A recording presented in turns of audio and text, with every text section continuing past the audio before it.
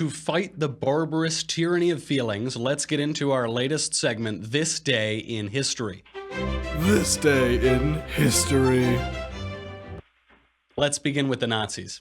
On this day in 1941, Adolf Hitler declared war on the United States, bringing the formerly neutral U.S. into the European conflict.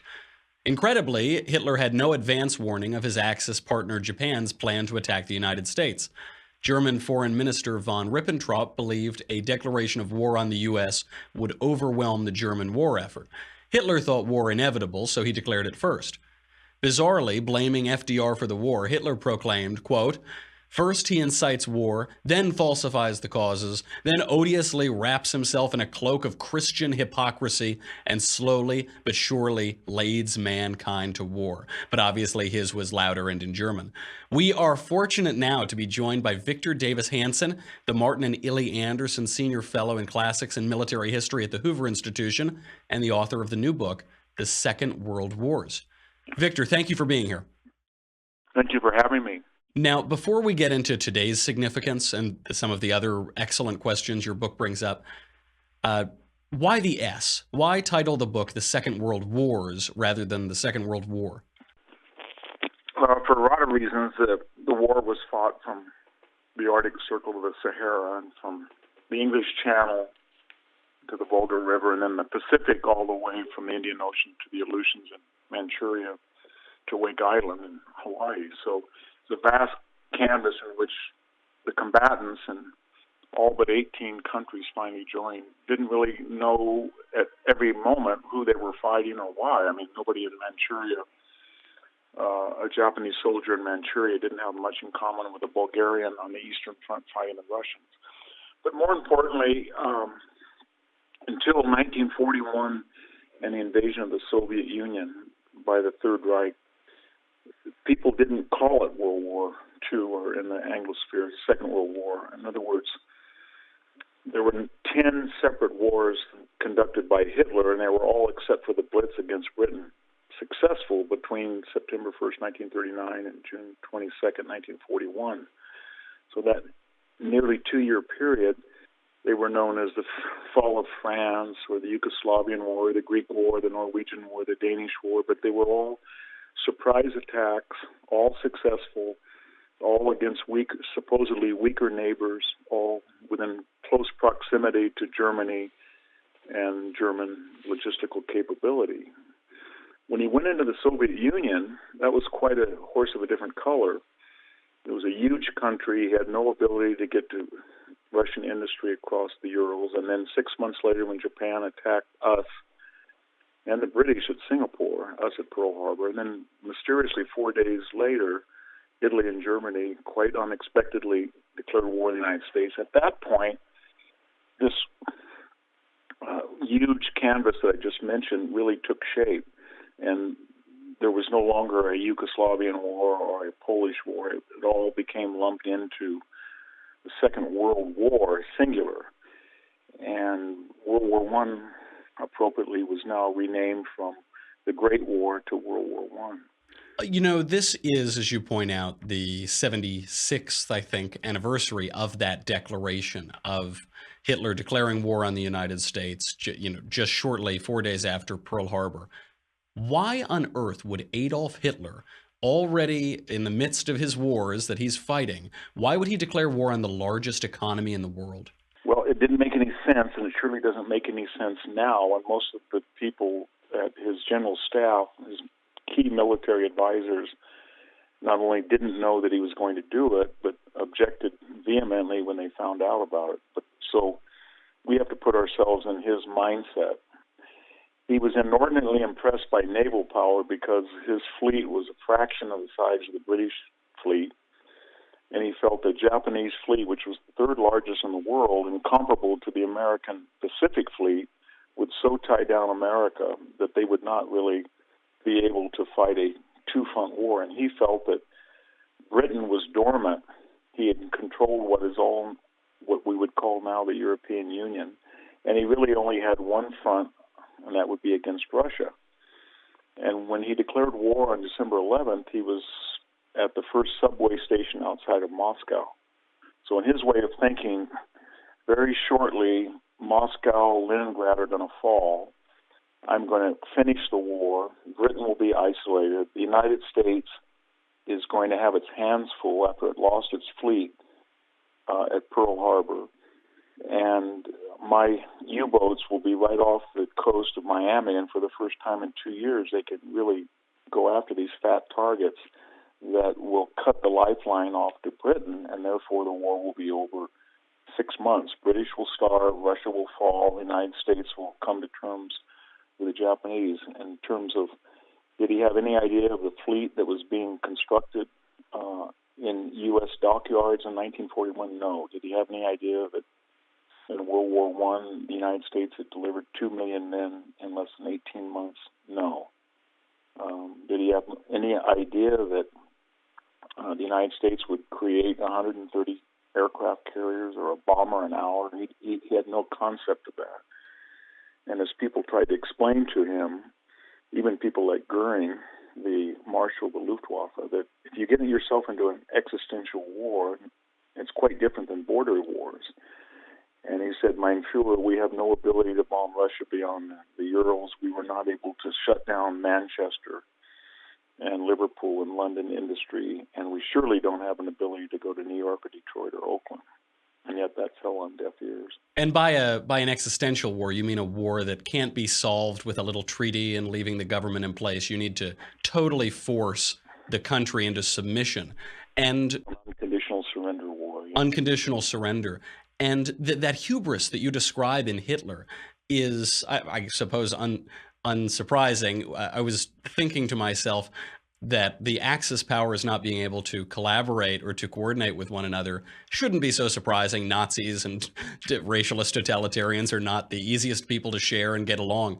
But it's unbelievable that Hitler did not know that his partner in Japan was going to attack Pearl Harbor. Then the betrayal of the Soviet Union. There was no coordination with Mussolini. To what degree? Where it was. To what degree does that inability to cooperate, did that affect the outcome of the war? Well, it did a great deal because they all had shared fascist ideologies, and you'd think they would have coordinated in a way that British imperialist, American Democrats, and Soviet communists would not. But all the major decisions on the Allied side, unconditional surrender, a second front in Normandy, a strategic bombing campaign, Lend-Lease, were all mutually agreed upon, and they were coordinated.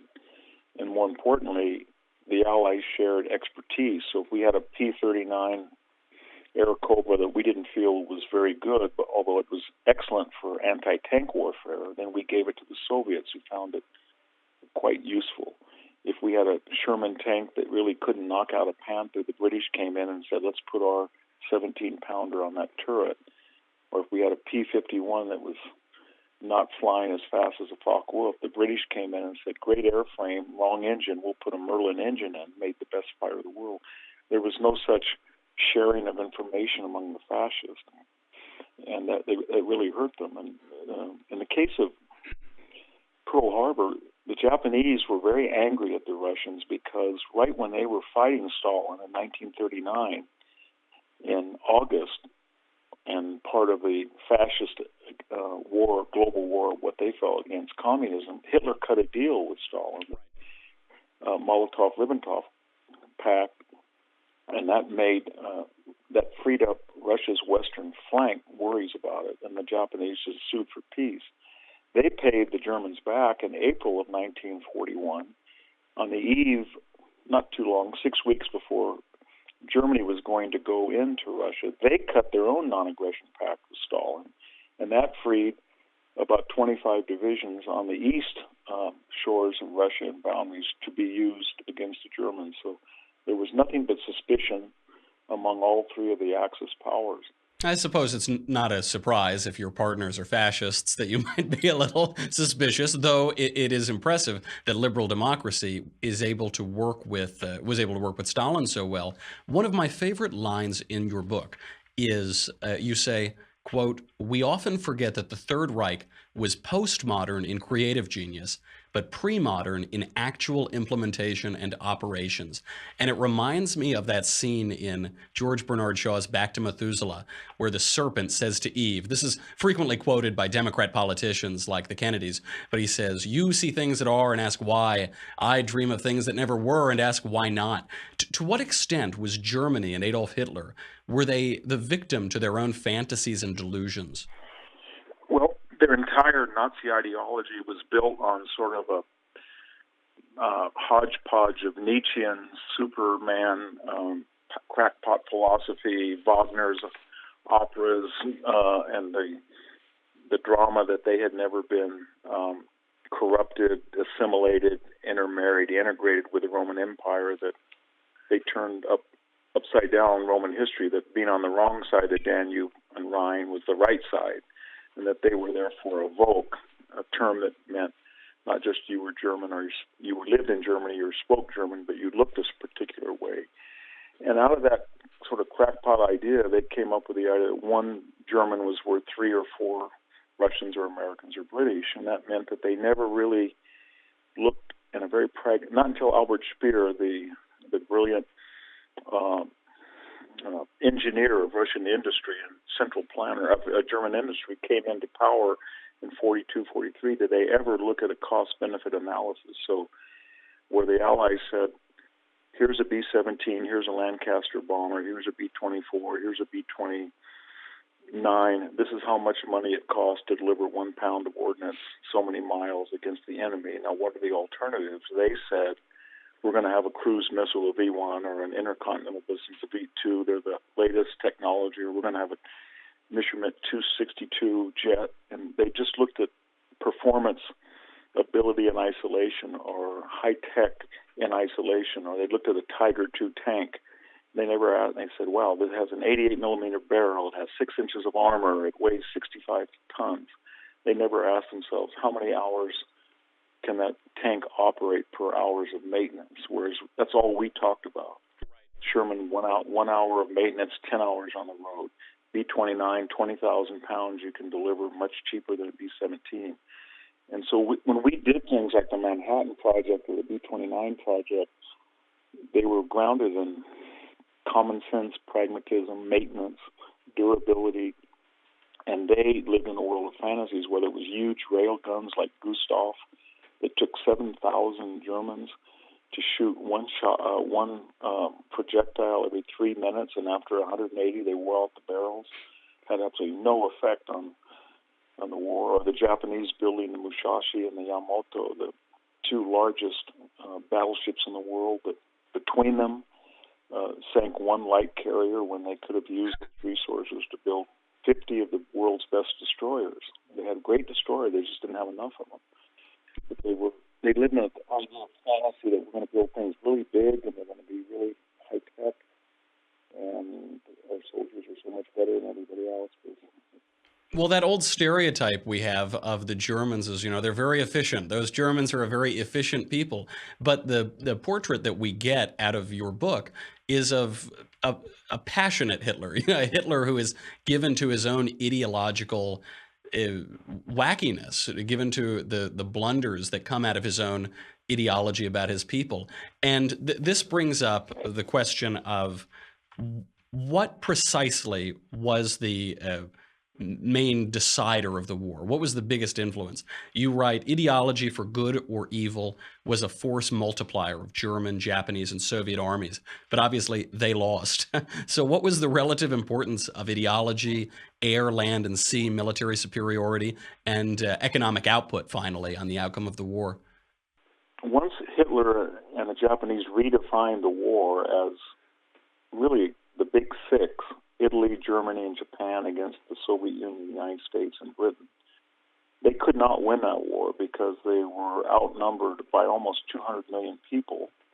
And the United States and the Soviet Union had a larger GDP, each of them, than the 3 Axis put together. And the United States would soon have a GDP bigger than all of the combatants on both sides.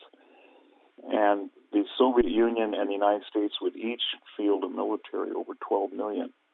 So the question was, once they found themselves and they stumbled into an existential war could their greater experience, could the ferocity of the Japanese or German soldier, could the head start that they had, could their utilization of what is now the entire EU under Third Reich occupation and much larger area in the Pacific, from the Shell oil fields in Indonesia to the Malaysian rubber plantations to the rice belt in Southeast Asia, could they use all of that and defeat the Allies before they geared up? And for a while, it looked like they could.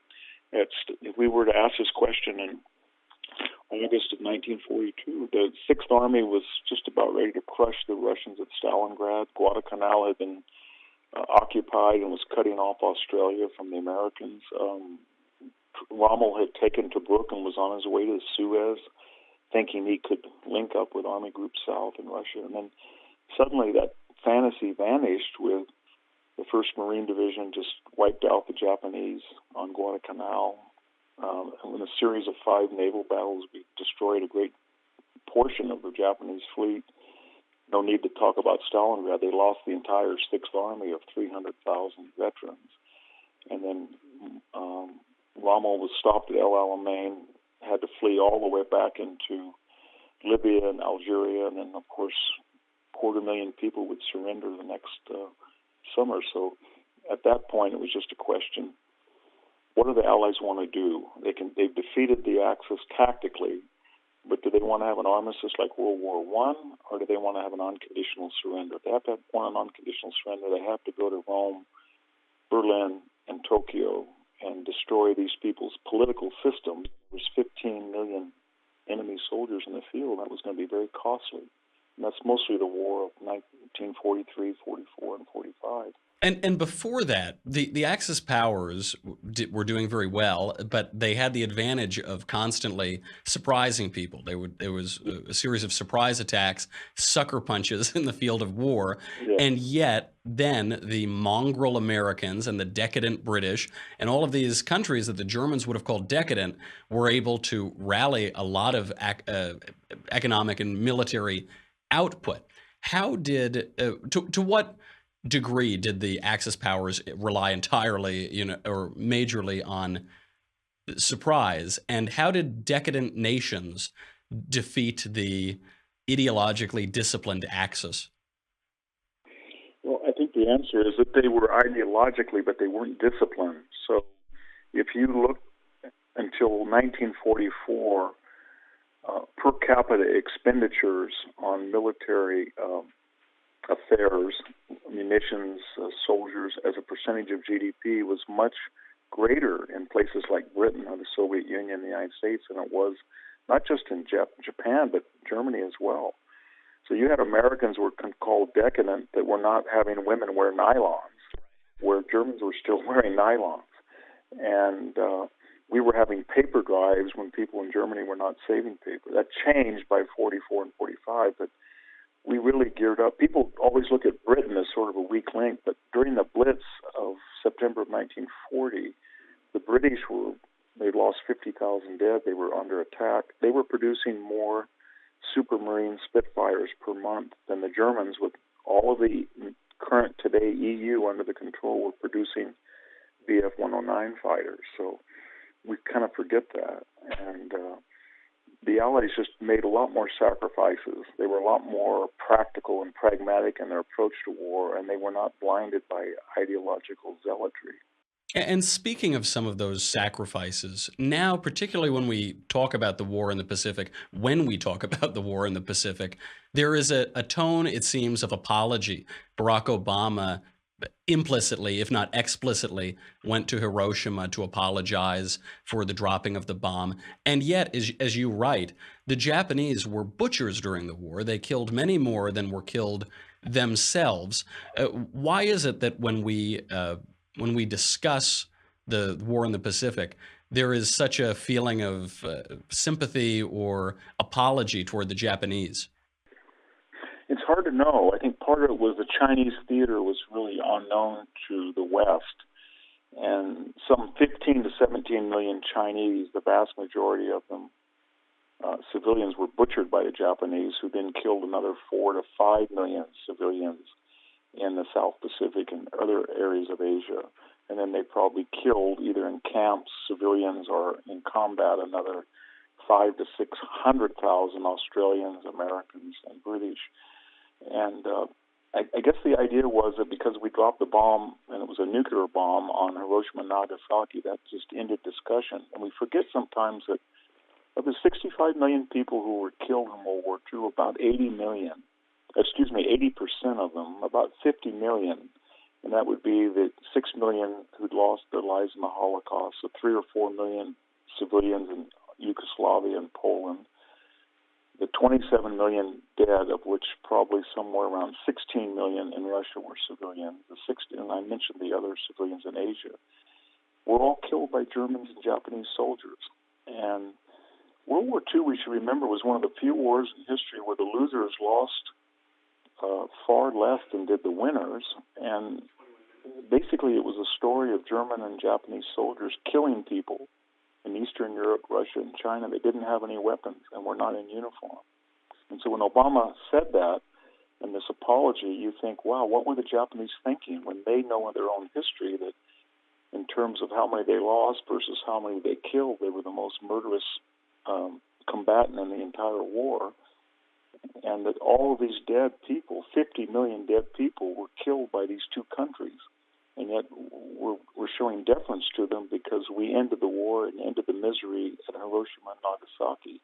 And by the way, that was true, because it wasn't that we tried to stave off an invasion as largely caricatured, but we had the entire bomber fleet that had been idle for 3 months in Europe, 10,000 B-24s, B-17s, British Lancaster bombers, all were going to be, at least a large part, transferred to Okinawa, which was not like the Marianas, 1,600 miles from Japan, but 380 miles. And Curtis LeMay could envision dropping more napalm, which had already burned out 65% of the urban core of Japan, but dropping more explosives and napalm about every 2 weeks than with the power of one atomic bomb. And so that was all called off by the atomic bombs. And LeMay sort of said, well, I don't know why we had to drop them. I had a fleet in mind, an air fleet, that would have devastated Japan in ways that no atomic bomb could do. And he was right. My grandfather was a navigator on a B-24 during the war over Belgium, I believe, and Germany. And I've toured some of those planes. Had those fleets gone over to the Pacific, had we not dropped the atomic bomb, I don't know of anybody who suggests there wouldn't have been catastrophically more damage and bloodshed. And this brings up a question with the Japanese and the kamikaze attacks specifically, because you write that the kamikaze attacks were cheap and effective. It didn't cost very much to do it from an economic level rather than a human cost level. But paradoxically, they demonstrate desperation. They demonstrate that the enemy is so desperate they're willing to kill their own soldiers to sink your ship. Are suicide attacks ever sustainably advantageous in war? Well, they're usually taken. There's a paradox in their use. They can be very effective and a cost-benefit if you have no morality about the value of a life.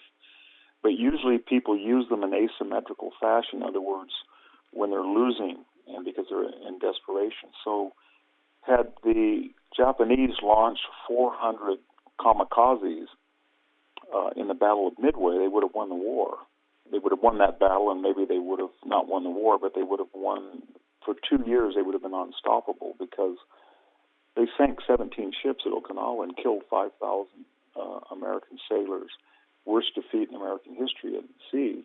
And they did so with obsolete Zeros that increased their range by not having to have a round trip back home, and by using substandard pilots that all they had to do was get in the plane and dive down on American, no dogfighting, no bombing, nothing. Doesn't take a whole lot to learn how to take off. Doesn't require as much training if you're going to just run your plane into somebody's ship. They used no fuel to train them, and the point was that this was a cruise missile whose human brain was more accurate than anything known at the time in a V-1. So they were very effective. But why Japan didn't use them earlier was they thought, we don't have to, we're winning. And usually what happens in history when you get that desperate, a tactic that very successful is too little too late. The irony is that it would have been very successful, but human nature being what it is, you never resort to that when you feel that there's no need to. The final question is, you say that World War II, which killed 60 million people, could have been prevented. How is that? Why is it that wars such as this begin? The Axis were the weaker powers by any standard of calibration. So had Hitler known in 1939 in September that the Soviet Union was just, was neutral but not a partner, or was opposed to Germany, they would have never declared war, because they would have had this army of 7 million people on their eastern flank and the indomitable French army. But they made a non-aggression pact. So collusion was one reason on the part of Russia. The other was appeasement, and that was that not just materially, the French and British, when they saw Hitler finally in 1938 for what he was, they desperately rearmed, and they were very successful. They were getting close to parity, or maybe even superiority, but they were so traumatized by World War II that they didn't want to repeat Verdun and the Somme, whereas the Germans, who should have been traumatized as the losers, very much wanted to repeat it. They wanted a second try. So there was an appeasement going on that Hitler interpreted not as magnanimity to be reciprocated, but with weakness to be treated with contempt. And finally, the third unfortunate leg in that equation was the United States was isolationist. And if we had said in 1939, say in January, we have an alliance with France, and we're going to station 100,000 American troops, and we had mobilized, Hitler would have never gone in. But it was a combination of British and French appeasement, American isolationism, and Soviet collusion that tricked Hitler into thinking that these countries were morally weak and did not want to go to war, and that deluded him to the fact they were actually very strong countries that already had parity with him when he attacked them and would soon overwhelm him. And as a result, we lost 2% of the world population, all because of isolation and appeasement and collusion. All very bad stuff. Victor Davis Hanson, Professor Hanson, thank you for being here. The book is excellent. The book is The Second World Wars. I highly recommend it. We've been talking about how nobody in America learns history anymore. Facts have now been banned from college campuses, and they're deemed hateful and bigoted. So I recommend, if you'd like to refute all of that craziness, go out there and read Victor Davis Hanson's The Second World Wars. VDH, thank you very much, and we'd love to have you back. Thank you for having me.